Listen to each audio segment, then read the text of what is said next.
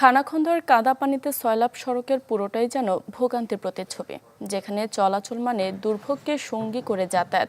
চট্টগ্রামের বহদ্দারহাট থেকে শমশেরপাড়া হয়ে অনন্যা আবাসিক পর্যন্ত প্রায় ৩ কিলোমিটার সড়কের অবস্থা এমন বেহাল। শহরের বুকে সড়কের এমন নাজুক অবস্থায় নাভিশ্বাস স্থানীয়দের। এমদাদুল হকের রিপোর্ট, ছবি তুলেছেন আবু জাহেদ। সড়ক নয়, যেন বন্যা কবলিত জনপদে পানি মারিয়ে এগিয়ে চলছে যানবাহন। এই চিত্র চট্টগ্রামের বহদ্দারহাট সংলগ্ন হাদু মাঝির পাড়া এলাকার সড়কের। শুধু এখানেই নয়, বহদ্দারহাট থেকে শমশেরপাড়া হয়ে অনন্যা আবাসিক পর্যন্ত ৩ কিলোমিটার দীর্ঘ সড়কের প্রায় পুরোটা জুড়ে এমন ভগ্নদশার দগদগে ক্ষত। তাতে সড়কে চলতে গিয়ে উষ্ঠাগত প্রাণ।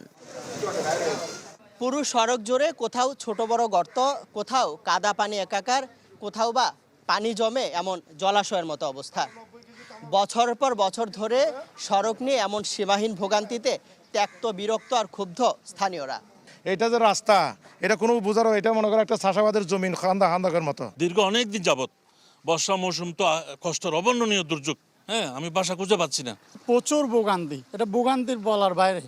সেটা হচ্ছে ভাষায় প্রকাশ করা যাবে না, যে আসবে সে বলতে হবে। আমার বয়স 50, এ পর্যন্ত আমি সংস্কারের কোনো কার্যক্রম দেখি নাই।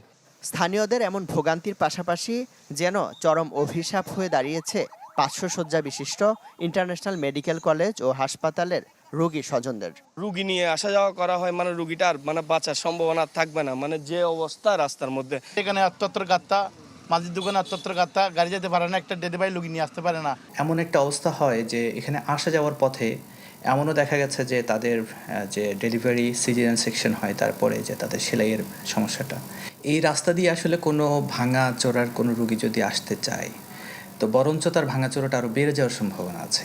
দীর্ঘদিন ধরে সড়কের এমন নাজুক অবস্থা চললেও হয়নি কোনো সংস্কার কাজ। তবে এখন বহদ্দারহাট থেকে চাঁদমিয়া সওদাগর ব্রিজ পর্যন্ত 1.5 কিলোমিটার অংশ সাময়িকভাবে চলাচলের উপযোগী করার কথা বলছে কর্পোরেশন। যেহেতু ব্রিজের কাজ হবে, অ্যাপ্রোচের কাজ আমরা এখন চাইলেও ওনারা করে দিবেন অ্যাপ্রোচের কাজগুলো। সেজন্য এটা আলটিমেটলি হচ্ছে 2টা পোর্শন, সিডি এর কাজও শেষ হয়ে যেতে হবে, আর শেষ হলে আমরা আপাতত বাকি বাইলেনগুলো করে দিচ্ছি এখন। আর রিপেয়ার হিসেবে যেখানে যেখানে বেশি গর্ত হয়ে গেছে ওগুলো আমরা ব্রিক্সলিন এবং এইচবিবি করে দিচ্ছি। জলাবদ্ধতা নিরসন প্রকল্পের কাজে সড়ক সংলগ্ন খালের কাজ শেষ না হওয়া পর্যন্ত স্থায়ী সংস্কার সম্ভব নয় বলছেন সংশ্লিষ্টরা। এমদাদুল হক, চ্যানেল 24, চট্টগ্রাম।